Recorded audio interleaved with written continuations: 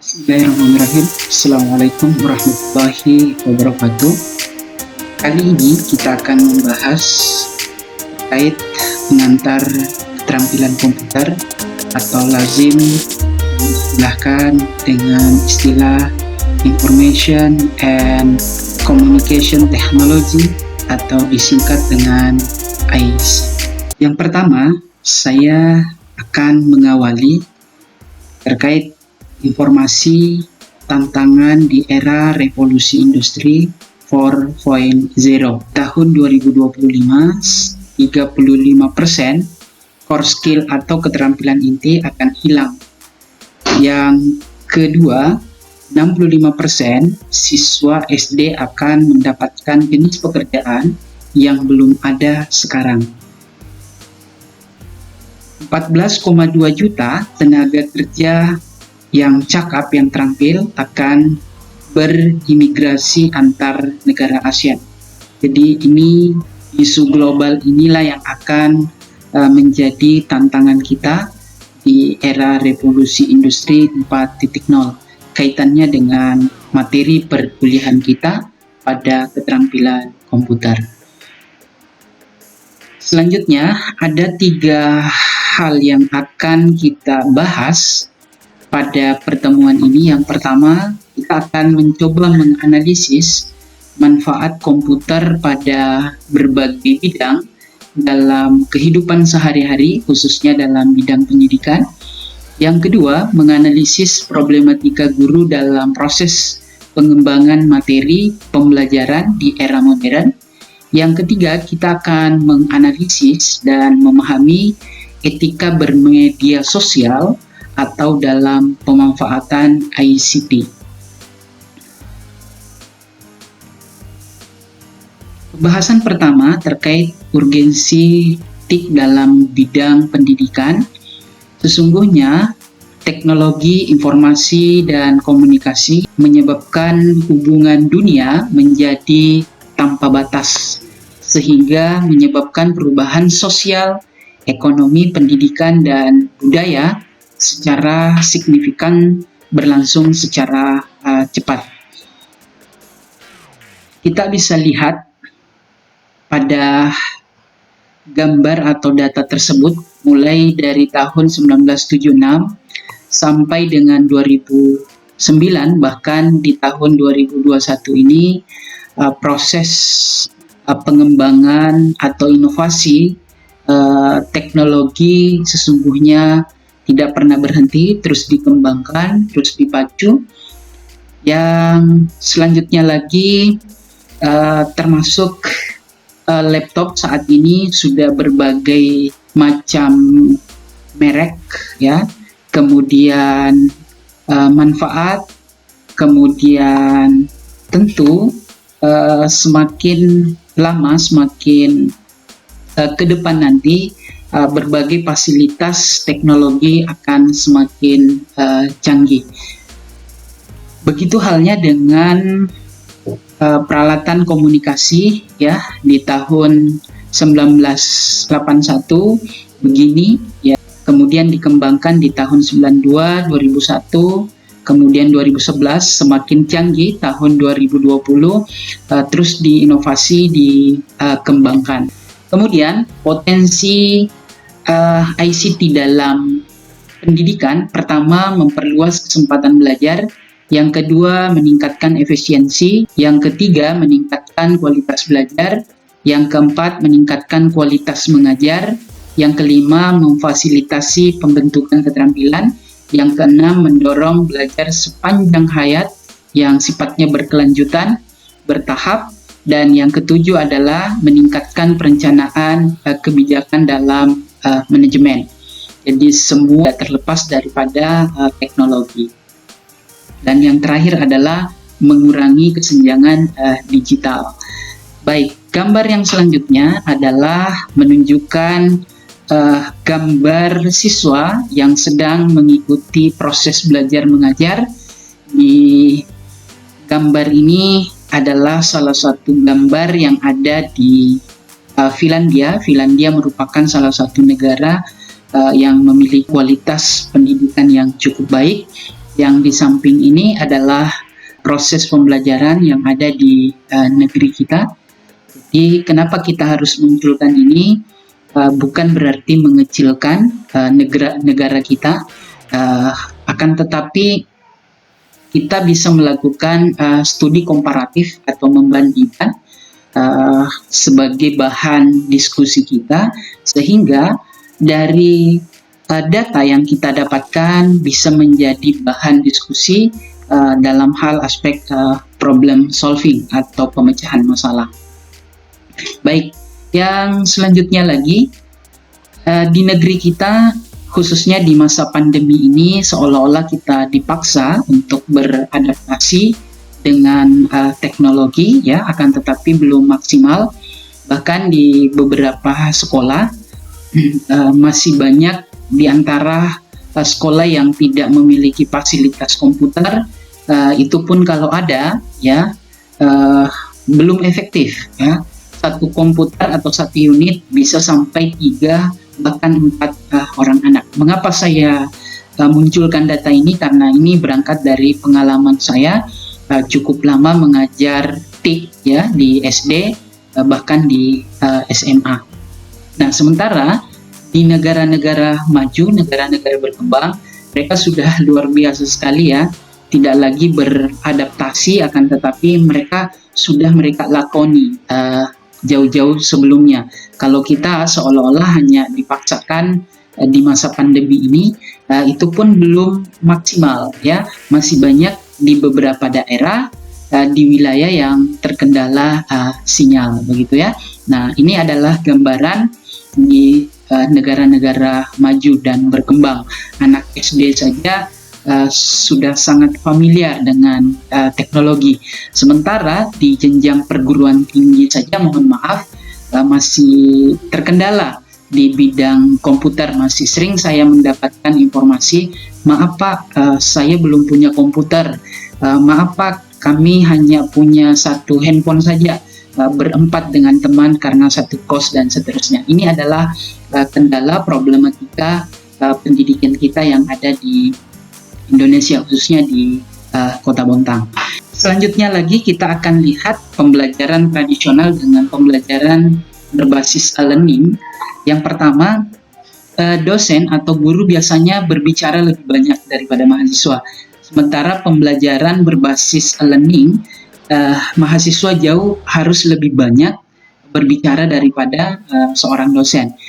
Dari aspek learning prosesnya, proses pembelajarannya hampir tidak ada kelompok atau individu studi. Nah, kalau di learning, pembelajaran berbasis IT, sebagian besar proses belajar berlangsung dalam kelompok, ya. Kemudian subject matters, dosen melakukan pembelajaran atau guru sesuai dengan program studi dan kurikulum yang ada. Nah, kalau learning, mahasiswa berpartisipasi dalam menentukan materi pelajaran, mempelajari didasarkan pada berbagai sumber informasi. Jadi akan kaya dengan sumber literasi. Berbeda dengan kita, ya. Kalau di kita lebih banyak dosen menjelaskan, ya, daripada mahasiswa keaktifan mahasiswa. Cenderung mahasiswa karena sudah menjadi tradisi mulai dari TK, SD sampai dengan SMA itu terbiasa menyimak, mendengarkan. Jadi ketika diminta untuk memberikan argumentasi, berpendapat, berpikir, bertanya, cenderung diam.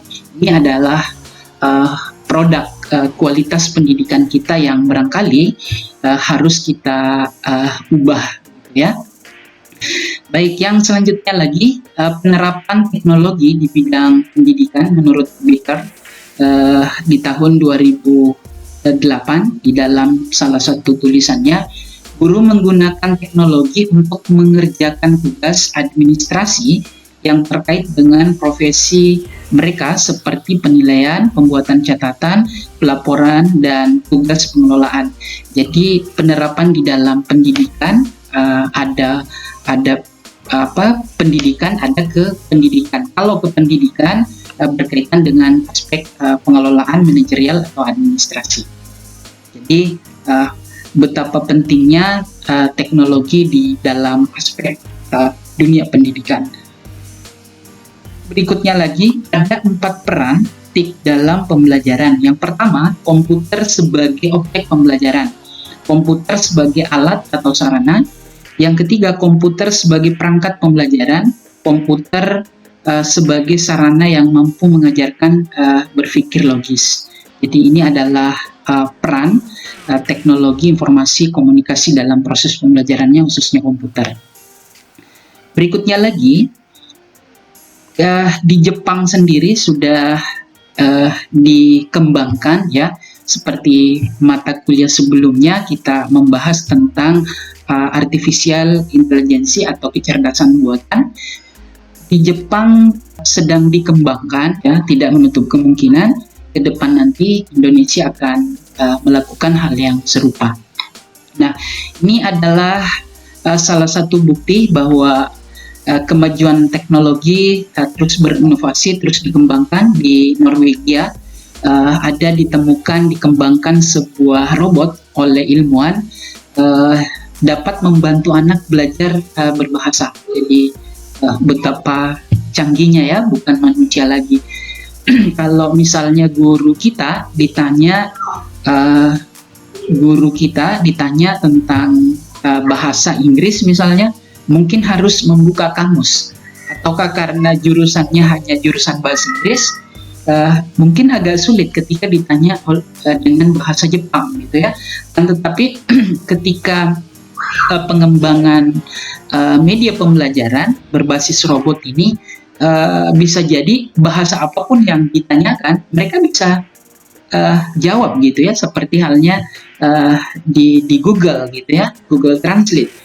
Bahasa apapun bisa diterjemahkan, meskipun saat ini belum begitu sempurna, masih perlu penataan kalimat. Tetapi ke depan nanti itu akan semakin canggih, akan semakin sempurna ya. Nah, ini ada robot Sophia yang dikembangkan oleh negara Jepang dan sudah pernah berkunjung di Indonesia ya.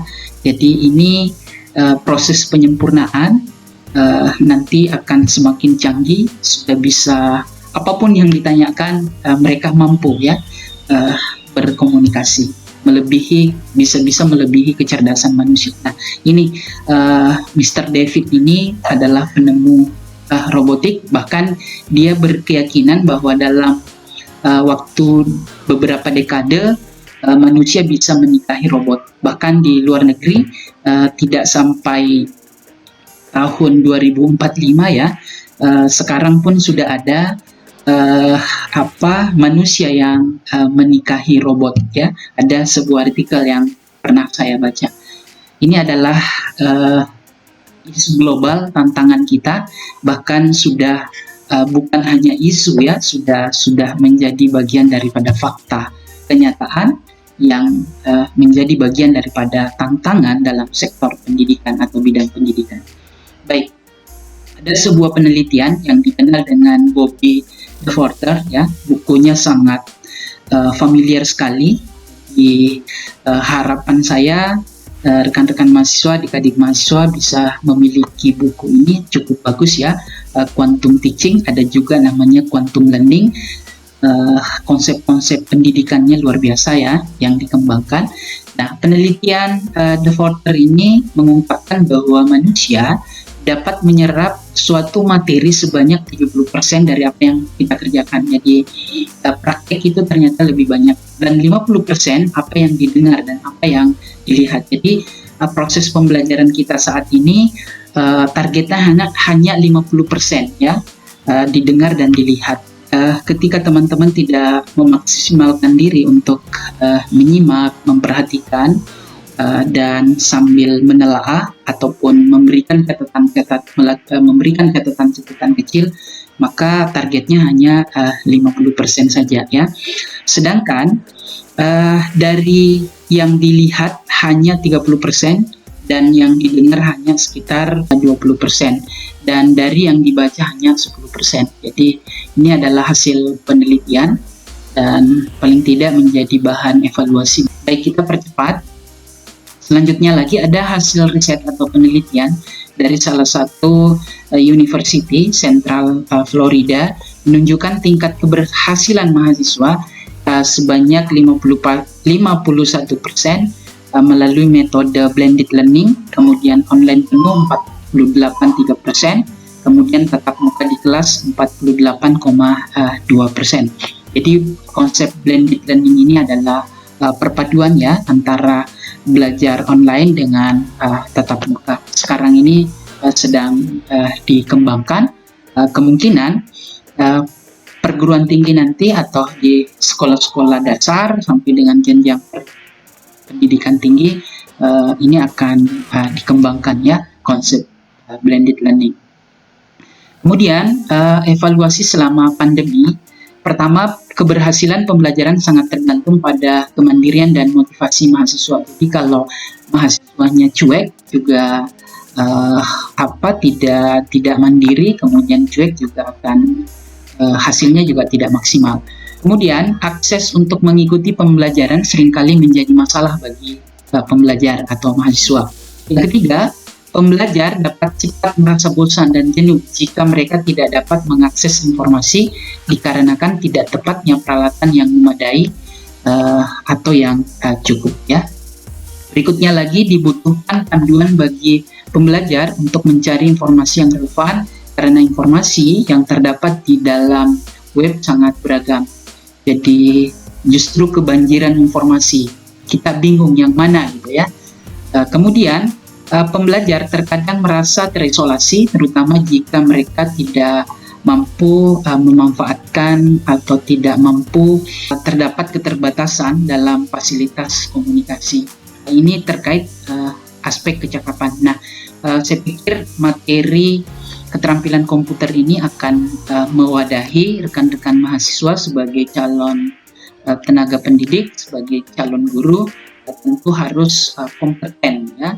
Harus mampu beradaptasi, harus mampu beradaptasi dengan teknologi, tidak hanya sekedar mampu memanfaatkan, akan tetapi yang diharapkan itu adalah kemampuan dalam aspek pengembangan ya. Baik, pembahasan yang kedua adalah problematika guru ya. Jadi ini ada hasil penelitian 70% sampai 90% guru dalam pemanfaatan berbasis TIK dalam proses pembelajaran dan kegiatan lain dianggap masih gaptek ya atau gagap teknologi. Ini adalah hasil penelitian yang dilakukan oleh Dedi Darmawan ya. Jadi masih sekitar 70% sampai dengan 90% guru gaptek begitu ya. Baik. Berikutnya lagi problematika guru dalam pemanfaatan TIK dalam proses pembelajaran. Ini silakan nanti adik-adik mahasiswa melakukan penelitian ya.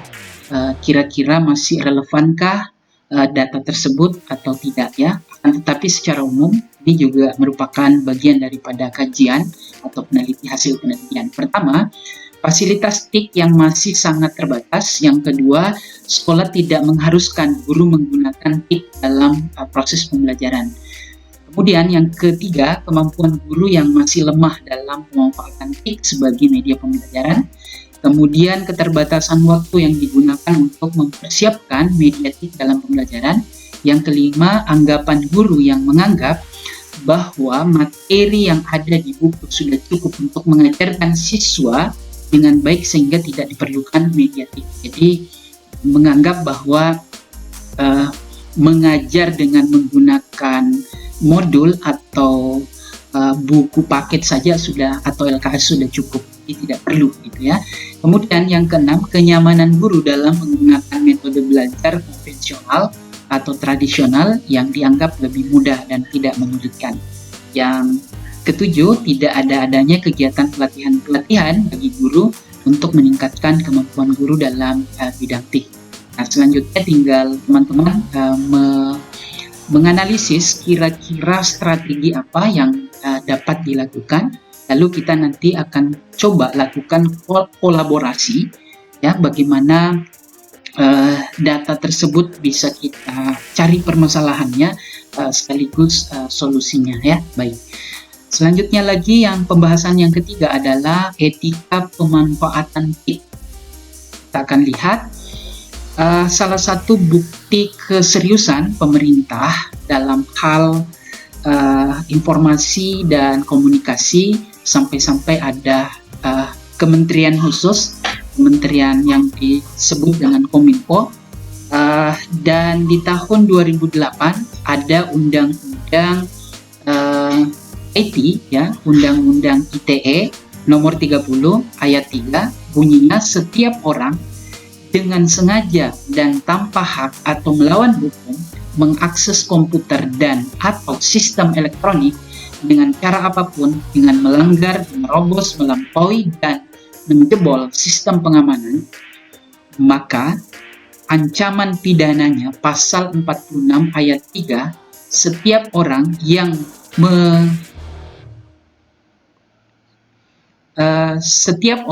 memenuhi unsur sebagaimana dimaksud pada pasal 30 ayat 3 dipidana. Apa pidananya? Pidana penjara paling lambat 8 atau denda 8 tahun atau denda paling banyak 800 juta rupiah. Nah, ini adalah salah satu undang-undang ITE ya, informasi transaksi dan transaksi elektronik ya. Jadi silakan nanti adik-adik mahasiswa, rekan-rekan mahasiswa menelaah, mencari, mengkaji ya pasal-pasalnya, undang-undangnya ya. Paling tidak ini salah satu inti daripada terkait materi perkuliahan kita. Nah, kita akan lihat kasus pidana pencemaran nama baik tetap di posisi pertama. Pencemaran nama baik sekitar 148%, ujaran kebencian, melanggar kesusilaan, berita bohong, manipulasi, ancaman atau mengancam, peretasan, perjudian, mengubah informasi, pemerasan, radio tanpa izin, pornografi, kemudian mengganggu sistem elektronik, penipuan, TTPU, dan perpajakan. Nah, ini merupakan hal-hal yang harus kita waspadai dan idealnya kita tidak boleh melanggar hal-hal atau beberapa indikator tersebut. Ini harus kita waspadai. Sebagai mahasiswa, sebagai calon pendidik, sebagai seorang guru, tentu kita harus waspadai. Baik rekan-rekan mahasiswa, ini adalah salah satu contoh kasus. Ada yang mengenal ini? Kira-kira ini siapa? Baik, ini adalah Prita Mulyasari. Kasusnya terdakwa tentang pencemaran nama baik, yaitu menyebarluaskan email yang berisi keluhan layanan sebuah rumah sakit. Ya, kalau di pembahasan sebelumnya kita istilahkan kasus ini adalah pencemaran nama baik. Kita akan lihat bentuk ujaran kebencian. Yang pertama adalah penghinaan, pencemaran nama baik, penistaan, perbuatan tidak menyenangkan, memprovokasi, menghasut, penyebaran berita bohong. Jadi ini adalah hal-hal etika dalam hal berkomunikasi yang sesungguhnya patut kita pahami, patut kita cermati, patut kita waspadai ya. Sebagai mahasiswa, sebagai calon guru, tentu harus paham hal-hal yang demikian.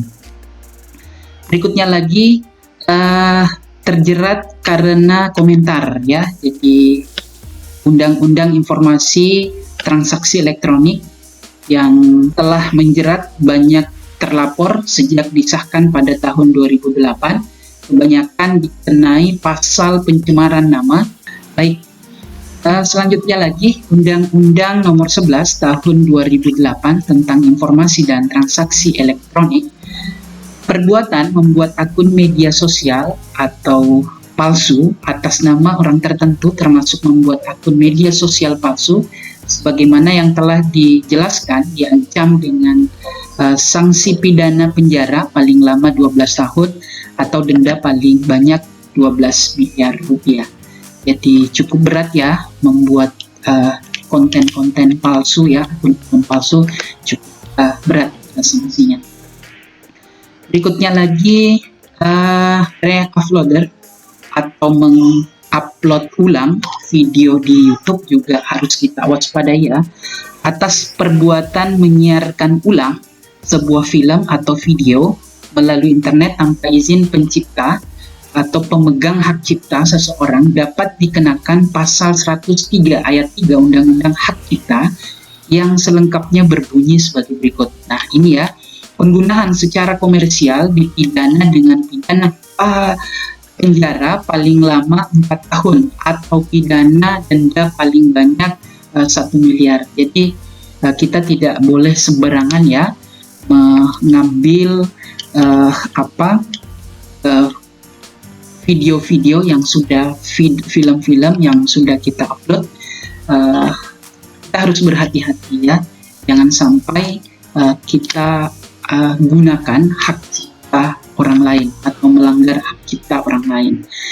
Nah, ini adalah salah satu contoh hak paten. Ada prosedur-prosedur tersendiri, akan dilihat klasifikasinya dan silahkan nanti dicek di internet apa saja syarat-syarat yang harus kita penuhi ya.